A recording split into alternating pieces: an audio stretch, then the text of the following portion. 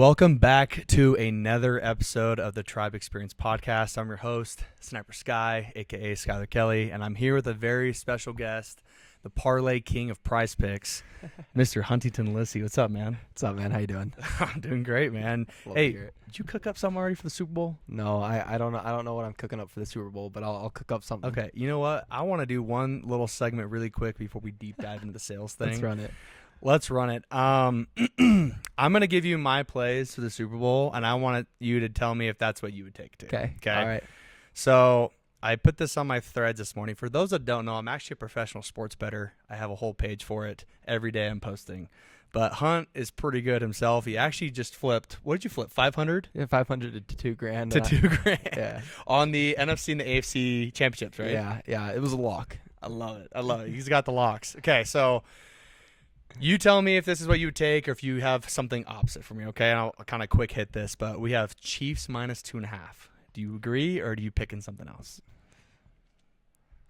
No, I disagree. Okay. I think Eagles are taking it. Eagles money line? Yeah, Eagles Okay. money line. Patrick Mahomes player prop, over or under 1 interception or half an interception. I'm gonna take the over just because I like the Eagles defense. Okay. I think they have a phenomenal defense. I took his under. Okay. Yeah. I mean, I don't know. I don't know. But I also have Eagles winning, so I have Patrick Mahomes throwing more. Okay, cool. Travis Kelley, more or less 63.5 receiving yards. Oh, dude, wow. I would stay away from that one. That one's gonna be too close to the money there. Okay. I think since Mahomes and on all them might be playing from behind a little bit, and part of the game, I think Kelley is getting a lot of love. I got him over. Yep. Okay. I like it. Xavier Worthy, more or less 47.5 receiving yards. Oh, dude, I'm gonna take the over on that. That's one play for him. I like that. Kareem Hunt, more or less 11.5 rushing attempts. More. Okay, me Yeah. too. Saquon Barkley, more or less More. 0.5 anytime touchdowns. More. Kill me too. It didn't matter what you said. It was a lock, right? Jalen Hurts, more or less 39.5 rushing yards. Oh my gosh, I'm staying away from that. Really? Yeah. Okay. I got him over. I feel like he's going to have to scramble on occasion. He's not going to have any receivers open. He doesn't throw a lot anyway. Yeah. And I feel like A.J. Brown and Devontae Smith might be covered pretty heavy, so he's going to have to figure it out. He's either going for 80 or 20. Yeah, for real. For real. Okay, Dallas Goedert, more or less 54.5 receiving yards. More. Me too. Yeah. Cool. Dude, that was my play. That's my 8 favorite plays for the props. That's Dude. over 50x. People win that. Oh Yeah. my gosh. I'll tell you exactly what I would kick up. Patrick Mahomes over 6.5 rushing attempts because Yeah. it's a lock. He's going to be under pressure. They have 4 guys on the defensive line. He's going to be running a lot. I take Saquon anytime touchdown. And then if I had to throw one more in there, it'd probably be I like Dallas Goedert. Me too. So That's money. I'd put Dallas Goedert in there. I'd put 3 on that, and that's what I'd do. Love it. Yeah. And obviously you're willing to risk what you're willing to lose. 500 was nothing, but we flipped it to $2,000, so we're profitable. I like it. Yeah. Well, dude, this is now year 3 for you in the door-to-door sales space. You had a really good summer recently. Let's kind of step back a little bit. Talk about how you got started and your origin story to how and why you're here with the tribe. Yeah, totally. The way I got started into door-to-door is I was raised in an entrepreneur family. My stepdad, he owns a mortgage business. I was always taught the importance of sales, and I always wanted to be an entrepreneur. I was the guy in high school where everyone's like, oh, he's going to be an entrepreneur. And so that was kind of me. And for my story, it's I knew how essential sales was to entrepreneurship. So it wasn't hey, am I going to do sales? It was what am I going to sell and what company I was selling it for. So I looked when I was 17, I was a senior in high school. I graduated a semester early, and I was cool, let me go find a company to go sell for. So I sat down with a company, and I don't know if you know them, Skyler, but their name's Aptiv. And no, I'm joking. But yeah, I sat down with a company called Aptiv, and it was pretty cool. Honestly, I liked it. It sounded cool. It was their solar program. But I wasn't just going to sit down at one company and then and choose that one. I wanted to kind of hear other options. So my buddy, who's now on a mission, he was dude, come check out my sales company. We're doing a COD tournament. I'm a big video game guy. I was oh, cool. So I come over here, and then I was I walk up to Derek during the COD event. I was Derek, can I set up a meeting with you? I just want to hear about what you guys do. And Derek was like, "Yes, you can." Derek was playing hard to get, and I liked it. Like he made the barrier of entry not easy. So he was like, yeah, like you can set up a meeting with me, but there's like certain requirements that need to be done, and I'm like, I love it. So yeah, I met with Derek, and then like I met with like 212. I met with some other companies, and I ended up choosing Hawks, and I guess not really Hawks. I didn't choose Hawks. I chose the Tribe, because I loved the culture that the Tribe was about, and so from there I was like, cool. For me, it was always a 2-year play. It was never a one and done. It was, hey, I'm doing 1 year and then I'm doing a second year and then we're gonna reevaluate from there. So my rookie year, it was good. Like honestly, I didn't start off that good. I think I was probably like 50K, like maybe 2.5 months in, and so like it wasn't like phenomenal. From there, we ended up moving markets in the middle of summer to Dallas, and that's kind of where everything changed for me. I was like, it was embracing the hard. It was like pushing through things, being coachable, and from there, like Dallas was like my best month, and as a rookie, being able to sell like I think it was like 40K that month was like awesome. It was like being able to actually start to learn, and then that's kind of how my summer ended, and it was always a 2-year play, so I'm sticking to it, and I went back, recruited a small little team. I honestly didn't train from year 1 to year 2 that much. Like I trained a couple times, but the big thing that changed for me was belief. I believed a lot more into who I was, what I was selling, the company, the need of pest control. And so my second year with the belief, I was able to like almost 3x my revenue, and went from 100K my rookie year to almost 300K as a second year. And then my team did $500,000 in revenue, which was awesome. I loved seeing my boys win. And that was, I think that was 5 or 6 guys, because I had a couple guys quit like after like a week. Mm-hmm. And so like actual guys who finished, there was like, I think there's five guys that finished. So, yeah, no, it was awesome. And like that's a little bit about like my origin story.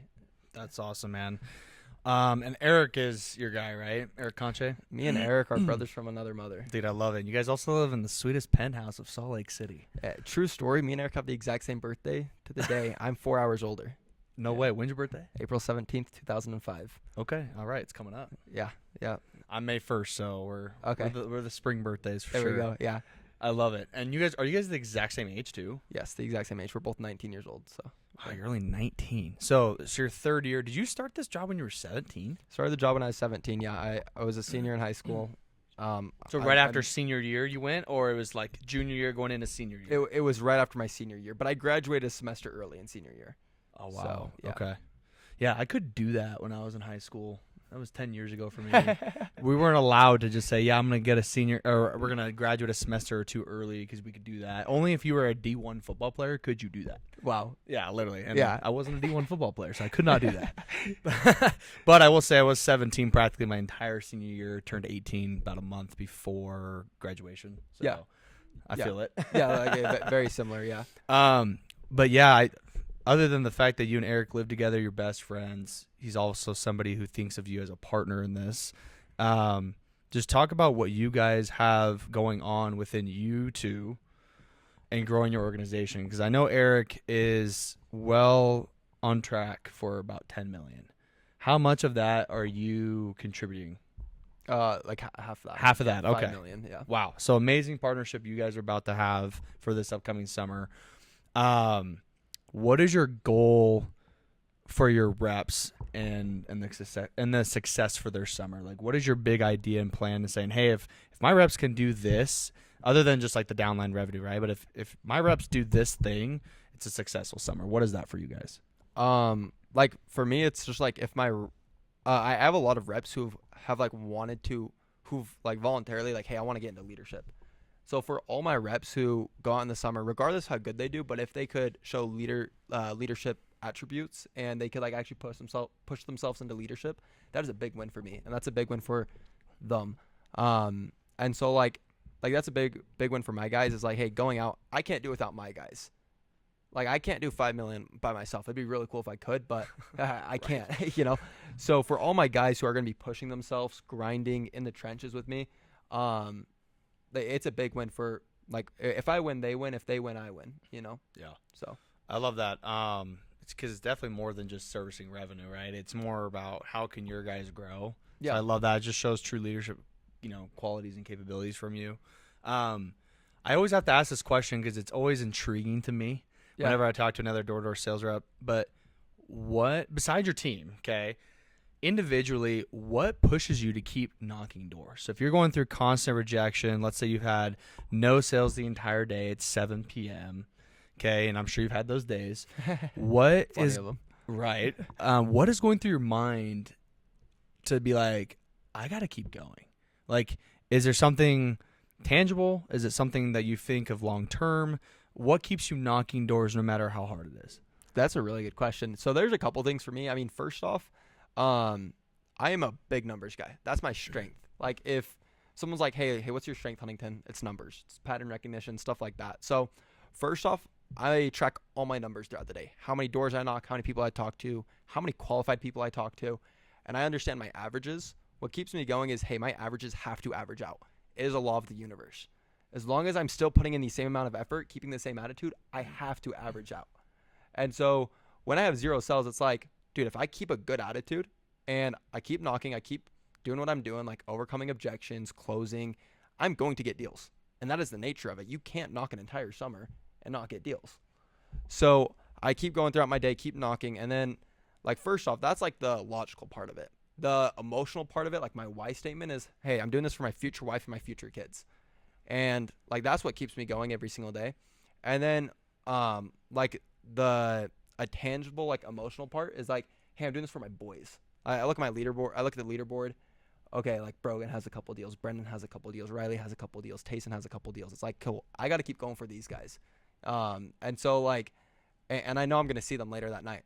And so like, yeah, I can't be like, we gotta hype each other up Exactly. for getting the deals. Yeah. I love it. Yeah, because every day there's gonna be new challenges in terms of like what you're going through mentally in this job, and so I think it's really important that if you have the same why that's pushing you, no matter what the time of the day is, it's hot, it's cold, it's raining, or you have no deals, or you have a lot of deals. Like you just have to have something that really pushes you, with that why and purpose, right? So. Yeah. Reps, if you guys are listening to this and watching, you guys have to figure that out before you come out in the summer. You have to have a solid why, right? And I'm sure you can say the same thing. But you mentioned Brogan Hansen. I have to talk about him really quick and shout him out because I had him on the pod last week. And the reason why is because he was the top rookie in our recent blitz. He did like 9 sales, like 6,700 in rev. The cool thing for him first of all, we're in Phoenix, Arizona, and I don't think people understand that. Phoenix, Arizona knocking is a lot harder because there's so many different mom and pop shops, and it was January. So for the guy to come out and just absolutely rip was really cool. But talk about Brogan, like, how did you guys meet? Because he talks about it a little bit, but I got to hear from your side too. Like, what was the whole story? Yeah. So we were in this small town in Minnesota. We were the only pest control company in that town, which if you like knocked before in pest control, you're never the only company there. Right. And so it was cool. I mean, I'm milking this town like it's nobody's business, So I just finished this like phenomenal new development in the south side of the town, and I look down, I see some houses that are new, but they're townhomes, and I'm like, I asked Derek, I'm like, hey, should I knock these? He's like, no, and I'm like, I love townhomes, dude. Yeah, and I'm like, all right, well, I asked you, but I'm not gonna listen, so I went and knocked them anyway. And I was at 0 deals for the day, and it was 7 o'clock, just like what we were talking about. Yeah. I ended up selling 4 in an hour. So I go like, I remember I knocked the townhome, knocked both the doors at once. They both come out, and I sold both of them. And then I went over to Brogan's house, knock on his door, and this girl opens the door. It was his girlfriend, and I try to close her, and she like kind of like chuckles, and I'm like, she's younger. I don't know if she's even the decision maker, and she's like, you have to talk to my boyfriend. He does door-to-door sales. And I'm like, oh, I love talking to door-to-door guys. I'm like, when is he going to be back? And she's like, an hour and a half. I'm like, I'll be here. And Brogan is obviously working for a roofing company at this point. Yeah. So, okay. Not a pest control company. Yeah, he's a roofer. Yeah. And so it's 7 o'clock at this time. We're stopping knocking like around like 8:30ish, like anyway. And so he gets back at 8:30. for me to have a conversation with him, like my guys are gonna get picked up late, and so I mean I'm segueing around. I'm like knocking. I get a few more deals like end the night pretty good, and I see this like truck turn the corner with a giant wrap on it that says like Pure Construction. I'm like, oh my gosh, this is the guy. So I segue up, and he like rolls his window down. He's like, dude, he's like, are you like a door-to-door guy? And I'm like, yeah, you live right there, and like you and your girlfriend live in that house right there. And he was like, how do you know that? I'm like, she told me I need to talk to you, and she's like, oh. He's like, oh, sick, you know. I end up talking to him. We pull up to his house. It's pitch black at this point. I'm getting texts from my car group like, dude, where are you at? It's 9 p.m. I'm freezing. And I'm like, don't worry about it. I'll be there soon. I end up talking to Brogan, kind of tell him what we're doing. We exchange numbers. And I kind of just like, I try to like, you just plant the seed, you know. It's like, cool, man, like this is what we do. And just plant the seed. From there, like maybe I set up a call like a week later with like him and Braden Roten, and they talk a little bit about fiber, some stuff like that. And then honestly, we both go pretty ghost. Like I go out to Virginia the next week. He finishes up his roofing season, and then I come back to Utah, and then was this he like finishes August? up roofing season. That was the very end of August. That was like August 25th. Oh, probably. okay. Yeah, summer's about ending. Yeah, and so yeah, I went and sold one more month. In roofing, he sold I think like another month and a half. Okay. And then 2 months later, he kind of I get a call from him like one night, and he was like, "Hey, what's up, man?" Like, He just called you randomly? yeah, like, Oh wow. and I'm like answer, like, you know, like I'm not gonna like ghost him, and I'm like, I wonder what this is about, and he's like, he's asked me for advice. He's like, he was looking at some other pest control companies, and he's like, cool, man, like I just want your advice, and I'm like, cool, man, like let's sit down and talk about it, and we end up like talking about it. We kind of compare companies and like. And I just kind of let him know what we're doing. And I'm like, tell him, hey, dude, like, we're like a young group. Average age on our team is 19 years old. He's 21. And so I'm like, dude, like, we're a young group. You aren't going to find a lot of young groups in the industry. We are ambitious. We win. We sacrifice. Like, there's a lot of things that we do that he cared a lot about. And then he ended up, like, from there, I mean, we made the connection. He was like, cool, dude, I want to do it. And so from there, he's been killing it. He's been training. He recruits a ton. He's been absolutely killing it. And he's going to make a lot of money this year. I could say that much. Yeah, he definitely is. He's such a good person, first of all, and I really like him. And actually, it was really funny because Derek and I, we haven't in a recent minute this month, but we would, before 2025 started, we were lifting a couple times a week at the Saratoga Springs Vasa. Yeah. Shout out. But he brought Brogan with him. I was like, he goes, hey, I have a rep coming with me. I said, cool. And like, I don't really know people still. And Brogan's like one of the first people I met. And I was like, I thought this guy was already selling with Derek. And I come to find out he's straight up a rookie. And he's like, yeah, I'm coming from Minnesota. I'm like, whoa, really? He's like, yeah. And then one of the coolest things I love about Derek is he is all about proximity, right? Oh, yeah. When I met Eric, he said, hey, I'm going to go visit one of my top reps. Because Derek was supposed to take me to the airport. I was about to go back to my hometown because I went to go watch a Gonzaga Kentucky game. Okay, big college basketball fan. Had to go support the boys in December. Derek was going to take me to the airport, fly me home. Okay, and anyways, we had a couple hours to kill. He goes, hey, I'm going to go visit Eric. He lives in Salt Lake. Let's go visit him for a couple hours. Then I'll take you to the airport. Cool. That's where I found your penthouse. You weren't there, though, so I didn't meet you yet. It's probably out blitzing or something.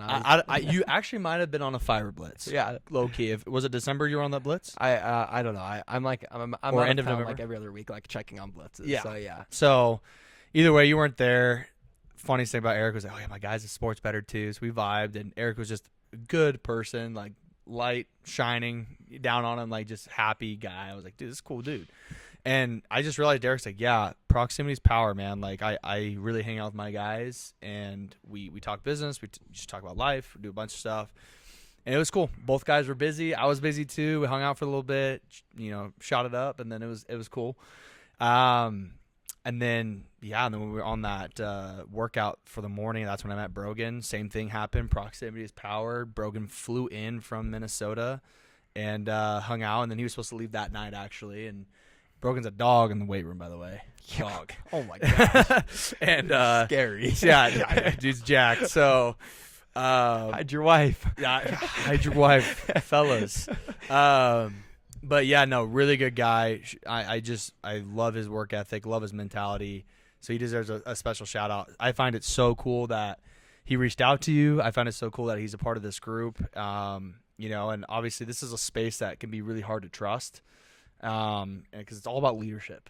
Yeah. And that's hard to come by, and especially if somebody's knocking on your door, like you have to build trust there, and it's pretty cool that you built enough trust with him for him to reach out to you again, and you guys reconnected, went on a fiber blitz, succeeded, and then now he's on the squad. So really cool. One of my favorite stories, honestly. I love it. So God did. God did it. God did it.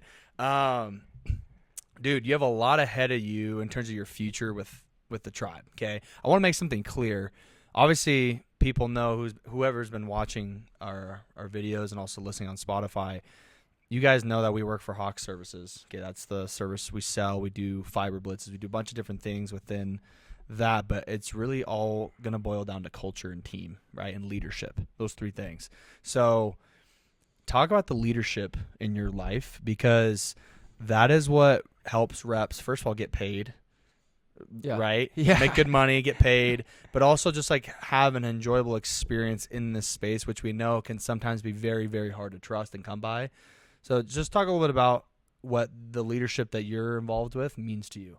Yeah, totally. I mean, the leadership I'm involved with means everything to me. Like I said, I didn't I work with Hawks, but I didn't like sign on to Hawks. I signed on to the tribe. Yeah. And like with that being said, it's like I am fully like committed to my leaders, and my leaders, like I will go to war for them.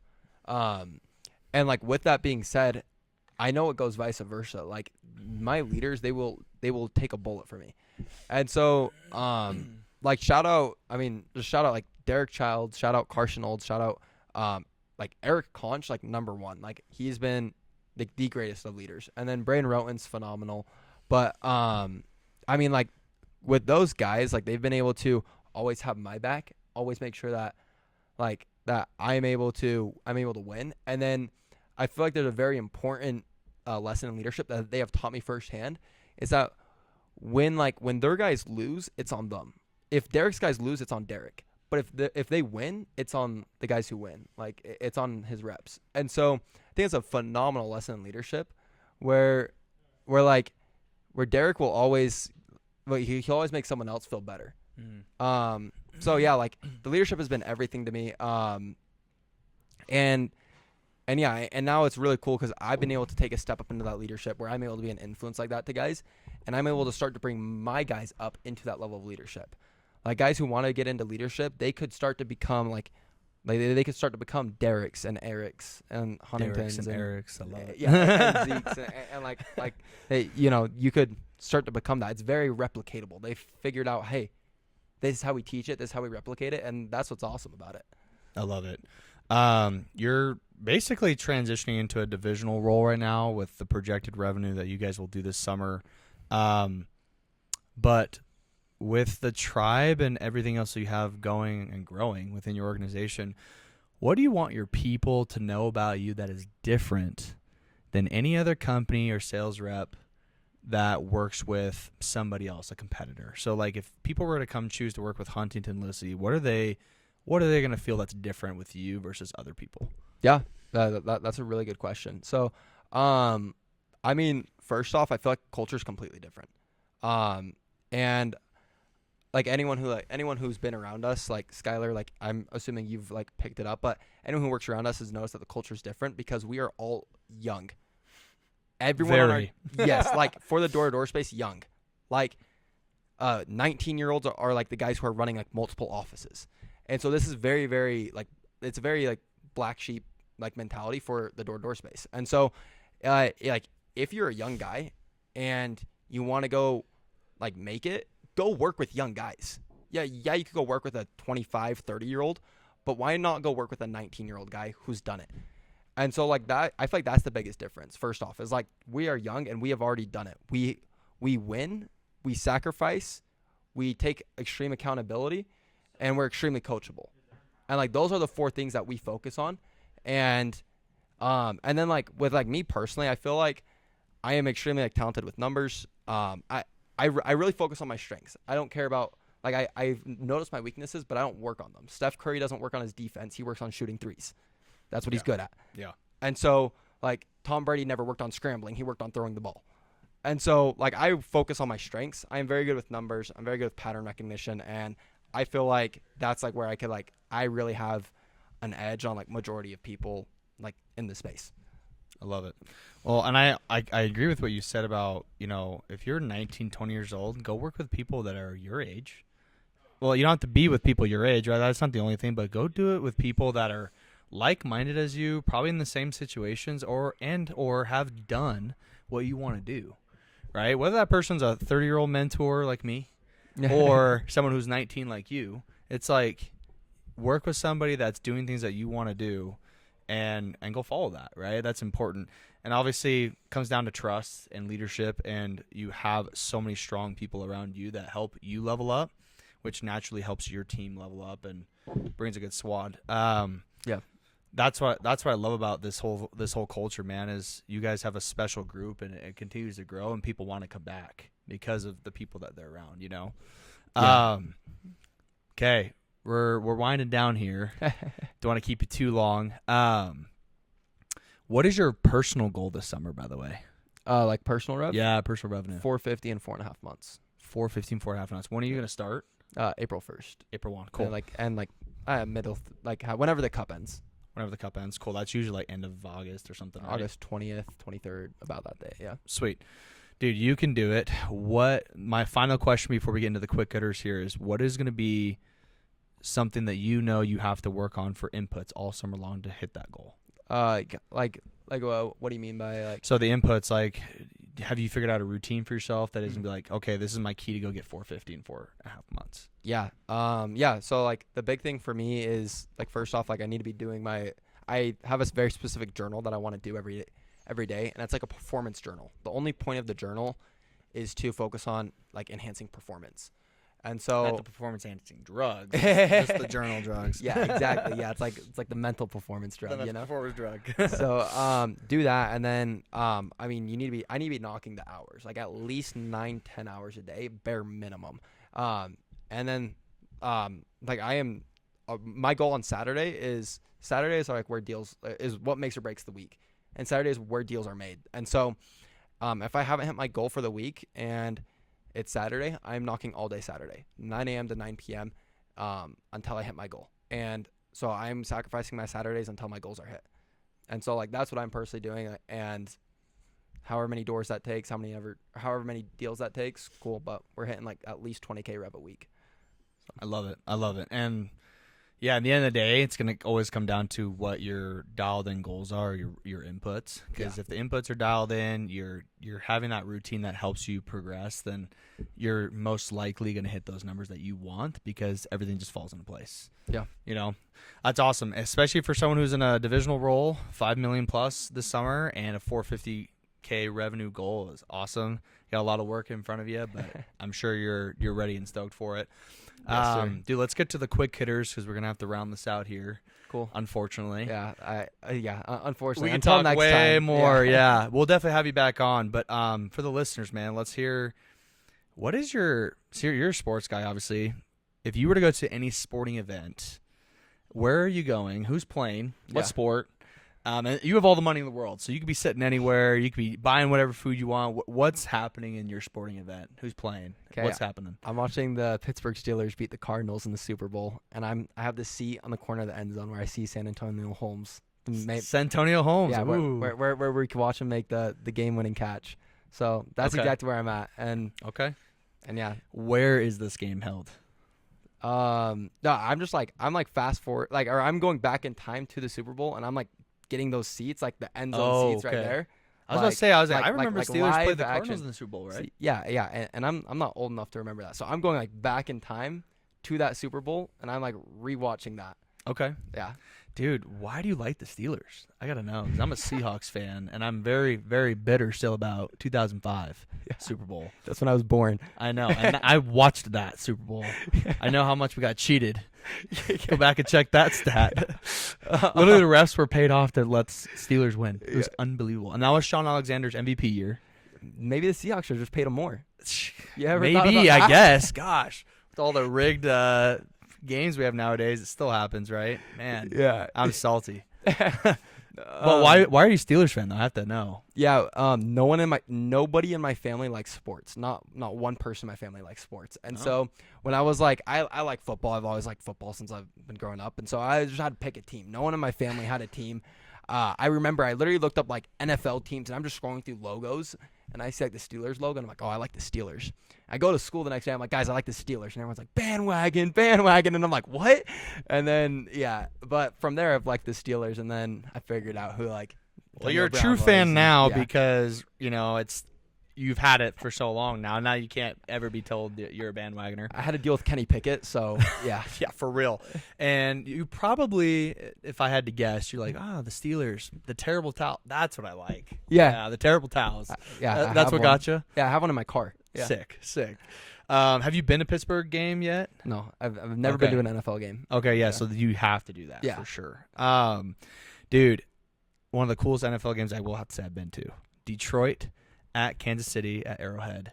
Detroit beating Kansas City on ring ceremony night. We are week one? Week one. This was 2023. I remember that. Yeah, I was there. Yeah, I sold in Kansas City pick 6. Remember? Yes, I do. Such a crazy game. Jameer Gibbs, unreal. I think he was a rookie that year too. And Montgomery, dude, yeah. Lions that was the season I think the Lions really started to prove they're going to run the NFC a little bit. But yeah, anyways, that was an amazing stadium. Chiefs fans are crazy. I remember I took a selfie of the just the game itself, and this Chiefs fan right behind me like cussed me out for taking a selfie. I'm like, homie, I'm not even rooting for any of these teams. I'm just here to watch. Like, I don't have a favorite team. I don't like both teams like that. I'm a Seahawks fan. Yeah. And I was just taking a selfie, and I mean, the Chiefs fan was rude.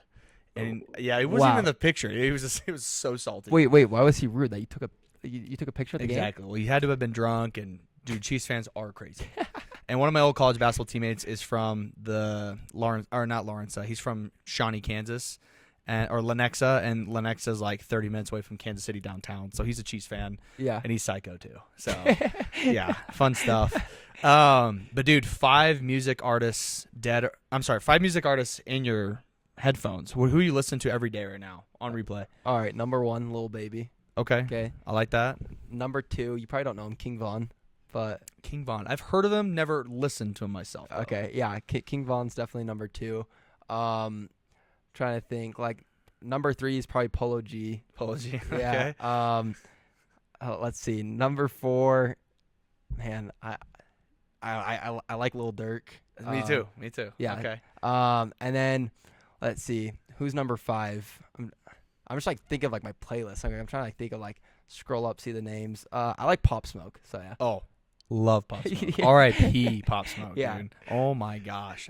He would have been a legend. Yeah. If he would have kept making music and was alive. Dude, you know the story behind that? Yeah. Yeah. So do I. Yeah. It's crazy. Gosh. Yeah.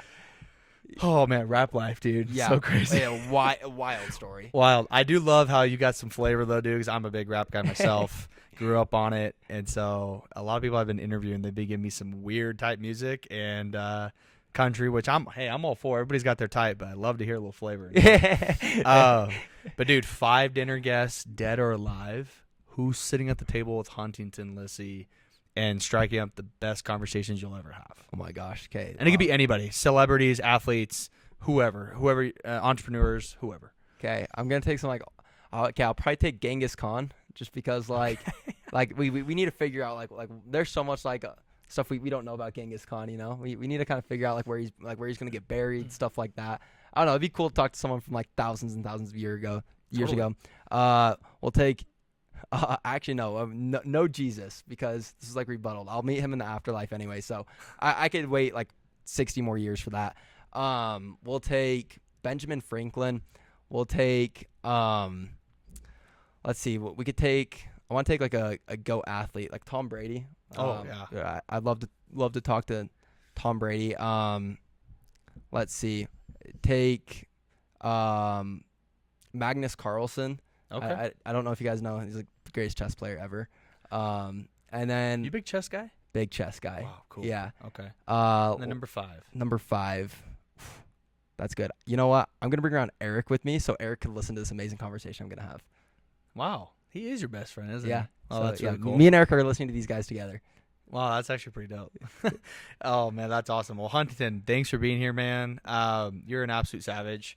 Where can people find you that are listening to this video? Or I'm sorry, listening to this podcast, watching the video, and they want to work with you or at least get to know you more? Where can they find you on Instagram? Yeah, the Huntington Lysy. Cool. Or shoot me a text. Phone number's 385-450-1677. So Cool. We'll put that in the description of the video too so people can find it. But thanks for being here, man. You're going to have a great summer ahead of you. And thanks, guys, for watching again another episode of the podcast. And we'll be back next time for another great one. Thank you for being here. We'll see you next time. Yeah.